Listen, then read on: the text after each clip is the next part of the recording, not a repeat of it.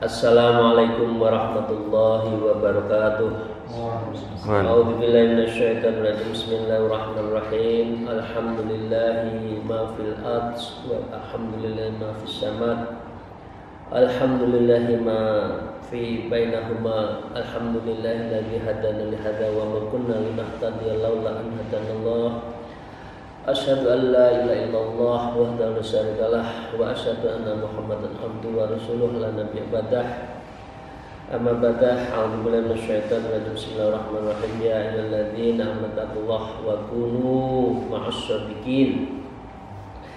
Para jamaah, para salikin dan muridin, sahabat, kolega, seizin guru-guru kita, mari kita melanjutkan ngaji kita pagi hari ini, kitab Minhajul Abidin. Untuk itu mari kita bersyukur alhamdulillahirabbil alamin ala kulli halin wa ni'matin, dan bersolawat kepada junjungan kita Nabi Agung Nabi Muhammad Rasulullah sallallahu alaihi wasallam. Allahumma shalli ala sayyidina Muhammad wa ala alihi washabihi. Para salikin, hari ini kita akan membicarakan tentang rintangan yang menggoda kita dari sisi nafsu, dan nafsu itu dimulai yang pertama dari mata, kemudian dari telinga, dan yang ketiga faslut tsalits al-lisan. Hari ini adalah keterpengaruhan dependent variable. Mulut kita, lisan kita, pengaruhnya kepada keimanan, ketakwaan, muraqabah kita kepada Allah seberapa. Nah, kan itu mari kita mengkaji secara bersama-sama. Izin, mari kita mulai. Wa qala al-mu'allif fi hadzal kitab wa nafa'allahu bima bi ulmiha fid darin amin ya rabbal alamin. A'udzubillahi minasyaitonir rajim. Bismillahirrahmanirrahim. Al-faslu tsalits al-lisan. Fasal ketiga yang mengganggu kita adalah lidah, lisan kita. Tentu lisan yang tidak diucapkan, tidak disampaikan kalam kita itu secara baik. Karena itu Imam Ghazali menyatakan tsumma 'alaika bihifdzil lisani wa dhabyatit taqyidi. Kemudian wajib bagi kita semua menjaga lidah kita, mengekangnya, wa taqyidihi, dan juga membelenggunya. Jadi lisan kita tidak boleh diumbar untuk mengucapkan sesuatu kecuali memang untuk berzikir pada Allah. Kira-kira gitu. Fa innahu asaddul aqdha'i jimahan wa tughyanan. Karena apa? Sesungguhnya lidah adalah anggota tubuh yang paling sulit dikendalikan dan bertindak semaunya. Ibu dan bapak sekalian, kalau kita sudah kadung ngomong, biasanya ngocor, lupa, dan ngalor ngidul. Sehingga dengan demikian anggota tubuh yang sulit dikendalikan itu adalah lisan. Dan dia takyid, sulit untuk dibelenggu. Karena memang lidah tak bertulang. Kalau tangan mudah di basa Jawanya dibondo ya, dikekang, taleni, nggak bisa budi, nggak bisa bergerak. Tapi kalau lidah kan tidak, karena dia tidak bertulang. Jadi itu namanya dhabtih wa takyid. Dia itu adalah sulit untuk dikendalikan dan dibelenggu. Dan dia bertindak semaunya. Wa aktsaruha fasadan wa udwana. Dari mulut kita, dari lidah kita, itulah yang akan mendatangkan aktsara fasad, lebih mendapatkan fasad, kerusakan, wa udwanan, dan bisa permusuhan. Jadi seseorang bermusuhan karena mulut. Coba bayangkan, orang kalau tengkar kan mulut. Masa tengkar badan ketemu badan diadukan kan nggak mulut dulu. Jadi awal mula dari hancurnya seseorang, rusaknya seseorang, dan melahirkan permusuhan di antara manusia itu adalah lisan. Nah, karena itu hifdzul lisan. Bapak Ibu sekalian yang saya hormati, ada satu hadis mengatakan salamatul insan fi hifdzil lisan. Selamatnya seseorang di dalam hal muasyarah sehari-hari di antara manusia fi hifdzil lisan. Dalam hal dia menjaga lisannya. Kalau dia tidak mampu menjaga, ya sudah, mulut kemana-mana, membicarakan sesuatu yang tidak penting, melahirkan permusuhan, menfitnah, menghibah. Padahal apa Bapak Ibu sekalian, tidak ada satupun yang keluar dari lisan kita itu kecuali dicatat oleh malaikat. Ma yalfidhu min qawlin illa ladaihi waqibun atid. Tiada satu ucapan pun yang dilakukan oleh manusia melainkan ada di dekatnya malaikat pengawas yang dia selalu hadir. Jadi Bapak Ibu sekalian yang saya hormati, itu pentingnya kita dalam hal menjaga lisan. Karena lisan itu disebut adalah sumber dari fasad dan utbah, sumber dari kerusakan dan permusuhan itu dari mulut. Jadi kita harus menjaga mulut kita, lidah kita. Nah, karena itu dilanjutkan oleh Imam Ghazali, walaqad rawaina an Sufyan bin Abdullah annahu qala qultu ya Rasulullah ma aktsaru ma takhafu alayya. Diceritakan dari Sayyidina Sufyan bin Abdullah, beliau berkata, ya Rasulullah, wahai Rasulullah, ma aktsaru ma takhafu alayya. Apa yang paling banyak dari segala yang Anda, artinya yang Anda Rasulullah, yang paling dikhawatirkan oleh kepada manusia itu apa ya Allah? Apa jawaban Rasulullah?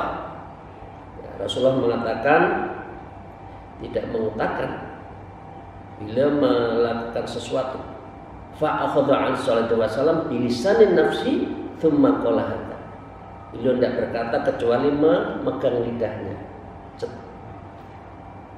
Ya, kadang-kadang hadis itu kan sukutnya, perbuatannya, ucapannya. Beliau dalam ini tidak langsung menjawab, tapi pegang lidahnya, cek. Nah, ini menandakan betapa pentingnya menjaga lisan. Karena memang fasad wa udwan itu minal lisan.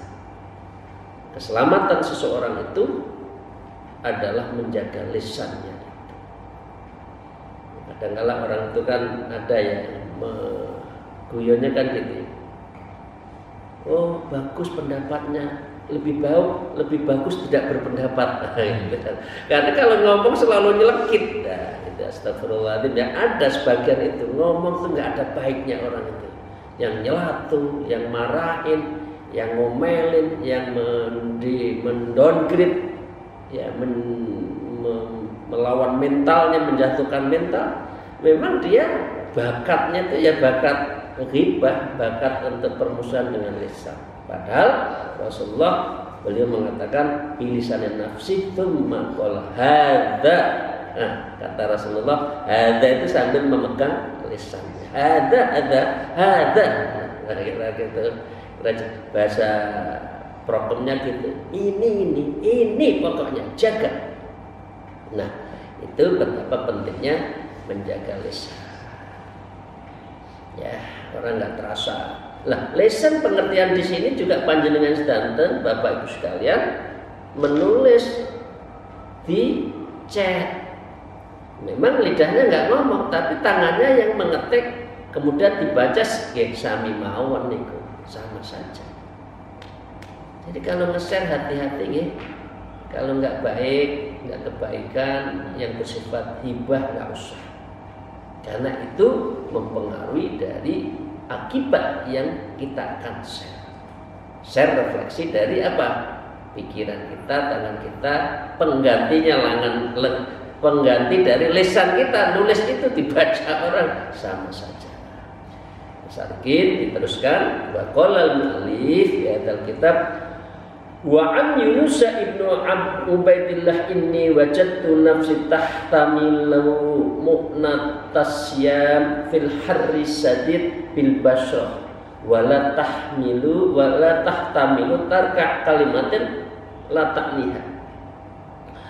Syekh Yunus ibnu Ubaidillah mengatakan, sesungguhnya aku telah merasakan diriku sanggup menanggung kesukaran, berpuasa di panas yang tinggi di kota Basrah ini tuh saya kuat. Dan tentu kalau puasa, kita semua itu kalau puasa hanya lapar kan kuat kan? Yang nggak kuat kan puasa mulut, puasa ngomong. Kalau nggak lapar puasa fisik, istirahat, enak, tidurnya orang puasa ibadah, ya, tapi jangan tidur mulai jam 9 pagi sampai jam 5 sore, itu bukan puasa, itu mengalihkan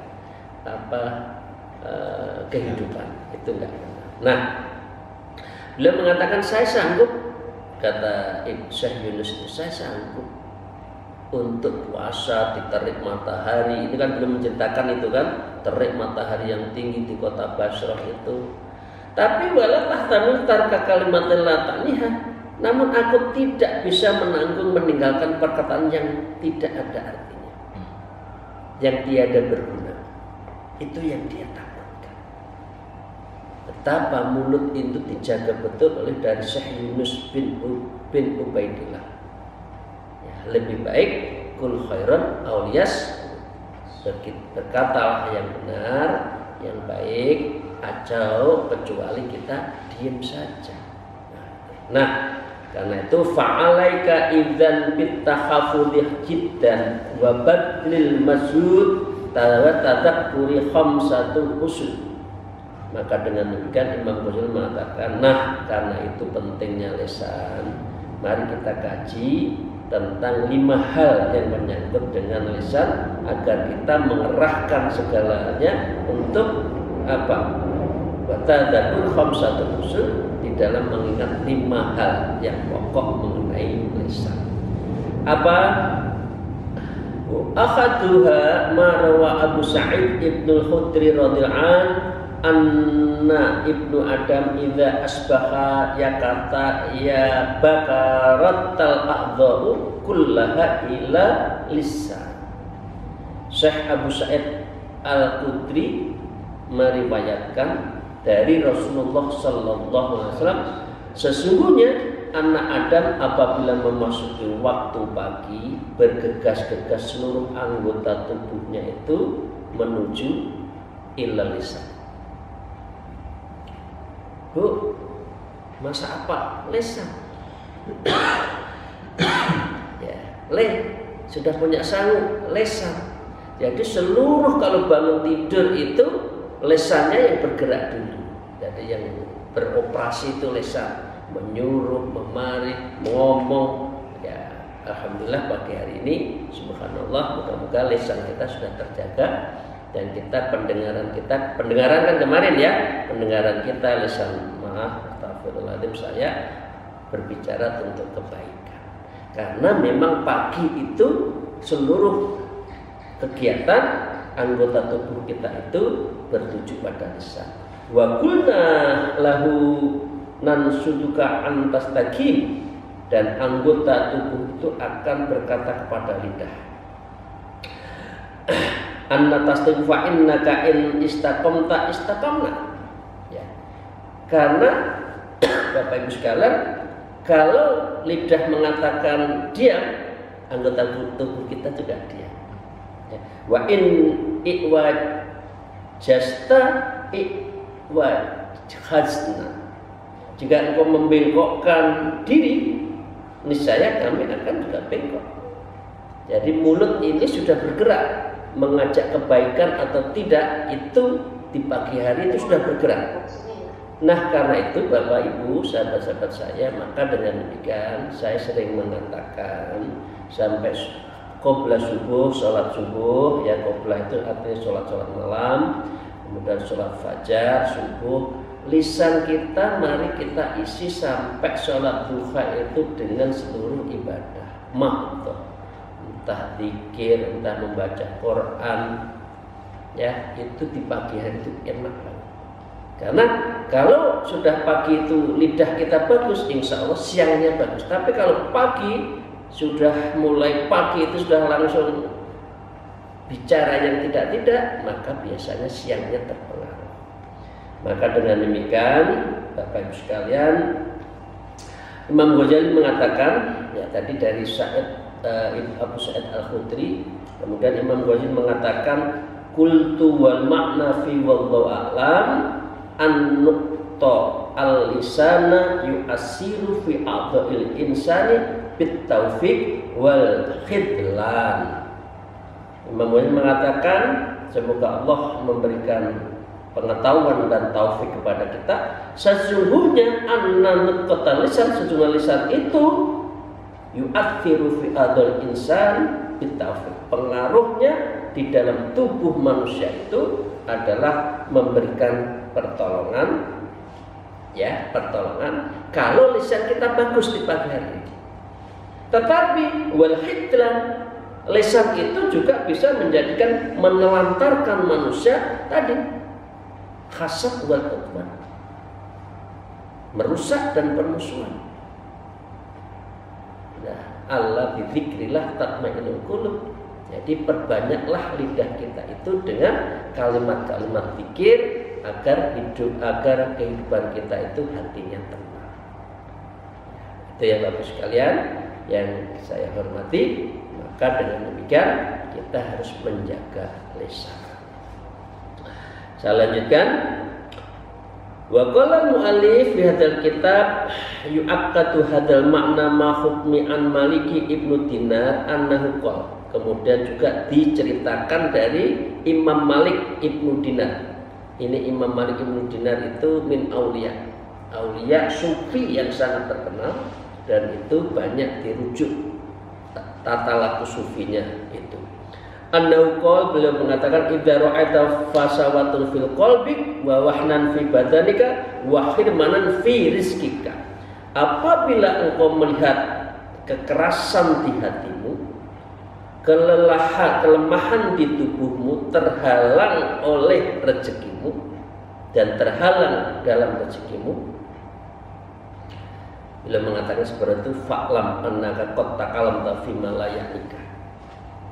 Fa'lam, ketahuilah, annaka sesungguhnya qad takalamta, apa yang kamu katakan itu, ya, fima di dalam keseharian itu, layak nikah, dan itu tidak berguna bagimu. Jadi mulut itu ngalor itu tidak berguna, akhirnya rezeki kita terhalang karena apa? Kekerasan hati kita, karena tidak pernah lembut, dzikrul latifahnya tidak jalan, ya.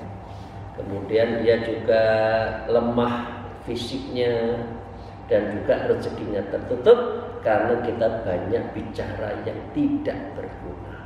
Karena itu tidak ada yang dilakukan oleh Imam Malik Ibnu Dinar kecuali zikir. Jangan lupa, zikir bukan berarti harus duduk. Zikir bil qalbi, dari anjuman itu sambil kerja, sambil belajar, sambil jalan, tapi hatinya zikir. Bisir bil qalbi, Allah Allah Allah setiap keluar masuknya nafas kita. Yang pertama. Yang kedua, Bapak Ibu sekalian, wal aslu tsani hifdzul waqtika. Mengenai lisan ini kita diminta untuk memperhatikan dan menjaga waktu. Fa inna aktsara ma yatakalam bil insan min ghairi dzikrillah. Ya, karena semua ucapan yang paling banyak manusia itu yang diucapkan ghairi dzikrillah.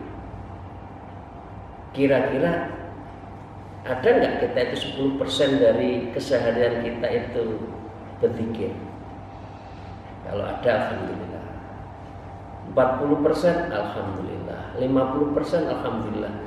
Yang kebangetan itu kalau nggak mau zikir. Jadi artinya 24%, 99%, artinya yang 1% untuk sholat saja itu adalah ghairi min dzikrillah, tidak digunakan di dalam untuk berzikir. Jadi yang kedua, menurut Imam Ghazali, berjaga waktumu lebih banyak untuk banyak berzikir. Fa'ala aqali yakunu lagwan yudayyi'ul waqti bih, maka paling sedikitnya ucapan itu merupakan omong kosong di mana ia membuang-buang waktu untuk tidak berzikir. Hibah kesana kesini. Nah selanjutnya wa dzukira an Hasan bin Abi Sinan marra ala urfatin yuni buniyat faqala manghukam baina hadi. Diceritakan oleh Syekh Hasan bin Abi Sinan, beliau melewati kamarnya, bangunan rumahnya. Ya, beliau mengatakan Tsumma aqbala al-nafsi wa qala ya nafsi al-gharatu nasri tas'alini amma la yahni wa aqabaha bisawisana. Beliau berkata dengan kamarnya, rumahnya itu, wahai nafsuku yang menyesatkanku, engkau bertanya tentang sesuatu yang tidak penting bagimu. Sehari-hari rumahmu, sehari-hari kamarmu tidak pernah untuk zikir. Buat apa berpuluh-puluh tahun kita mendiami satu tempat? Ya kamar tidur, ya tempat tamu, ya tempat dapur, kita sehari-hari kan situ. Menurut belum lagi tempat sholat kita. Buat apa ini dibuat berpuluh-puluh tahun tapi tidak untuk zikir? Jadi ini Syekh Hasan Abi Sinan itu marah kepada tempatnya itu. Kamu tidak pernah ngajak saya untuk berzikir. Bagus kan? Kira-kira kita pernah marah nggak dengan tempat tidur kita? Luser pagi, sore, ya jam 8 sampai masih jam subuh masih bagus lah. Kadang-kala subuhnya hilang. Nggak pernah dimarahi itu tempatnya. Jadi temannya bercengkrama untuk nyantai. Padahal itu berpuluh-puluh tahun, 50 tahun, 60 tahun ditiduri tapi tidak ajak untuk berzikir. Ya, ini contoh. Jadi membangun itu untuk kebaikan. Jangan membangun untuk bermegah-megahan, bahkan tidak diajak untuk berzikir. Nah, Imam Ghazali akhirnya berkata, "Qultu fayatuba lil muhtamina bi anfusihim wa yawahun lil ghafilin." Duhai betapa beruntung orang-orang yang memperhatikan diri mereka dan beruntung yang memperhatikan, dan mereka yang celaka bagi orang-orang yang waihal lil ghafilin. Yuk, tempat kita ajak dialog ya. Gitu. Tempat tidur kita itu sahabat, kamar kita itu sahabat. Nah kita biasakan tempat tidur kita itu untuk sholatnya, baca Qurannya. Jangan hanya bercengkrama lihat HP dari pagi sampai 24 jam, jam 2, jam 1 malam tidak bisa tidur, akhirnya berselancar, tidak dilakukan sholat. Nah itu, maka Imam Ghazali mengatakan seperti itu. Beruntung kalau dijaga, celaka kalau tidak dijaga. Alladzi khalaqul idhara wal arkhau anan wallahu musta'an. Mereka telah mengumbar nafsunya dan mengandorkan tali kekang. Ya, nafsunya yang bicara, nafsunya yang berkata, nafsunya yang mengajak mengembara kemana-mana, tidak dengan zikir dan perkataan yang baik. Wallahu musta'an. Semoga Allah memberikan zat tempat kita memohon dan menjaga diri kita. Walaqad sadaqal qa'il wa ahsanul aidul yaqul. Ada satu syair Waqtanim raq'ataini fi dzulmatil laili idza kunta khalian mustarihan. Raihlah kesempatan sholat minimal 2 rakaat di malam gelapmu bila keadaanmu sedang menganggur lagi santai. Lek santai nafsumu hajar, kan gitu. Waduh, males bangun, hajar. Malu kamar mandi hanya pipis, hajar langsung ambil wudhu. Gitu caranya. Itu menurut Imam Ghazali, nafsu harus dihajar. Kalau enggak, kita akan dikendalikan nafsu. Karena nafsu pasti amarah bisu. Dia akan mengajak kepada yang kejelekan. Ya, itu caranya. Itu ada syair. Yang kedua, wa idza ma hamamta billahi fil batili faj'al makanahu tasbihan. Dan bila hal-hal yang engkau inginkan adalah berbicara dalam kebatilan, maka gantilah perbicaraanmu dengan tasbihan, dengan mensucikan Allah. Pengertian fisiknya langsung apa? Pengertian fisiknya langsung membawa tasbih kemana-mana. Ini fisik, tasbihan, tasbih. Tapi secara substansi adalah membaca tasbih. Subhanallah walhamdulillah wala ilaha illallah wallahu akbar wala haula wala quwata illa billah. Subhanallah subhanallah juga sudah bagus. Ya itu ya. Itu kalau waktumu santai jangan kamu hajar. Jangan kamu biarkan, kamu harus hajar dengan berpikir seperti itu. Nah, ya, membiasakan berdiam itu lebih baik dibandingkan berucap. Waluzumus sukut khairan, itu lebih bagus. Wa in kunta fil kalami fasihan, meskipun keadaanmu dalam berbicara itu fasih. Pandai dalil kesana kemari, tapi kalau tidak baik ditempatkan, ya lebih baik diam. Lebih baik diam. Bu dan Bapak sekalian, itu ya yang kita bahas pada pagi hari ini. Maka dengan demikian ini sesi pertama. Masih ada yang keempat ya, tentang pentingnya pengertian lisan ini akan kita bahas pada sesi berikutnya. Semoga Allah meridhai, membimbing, wa hifdzul lisan, menjaga lisan kita.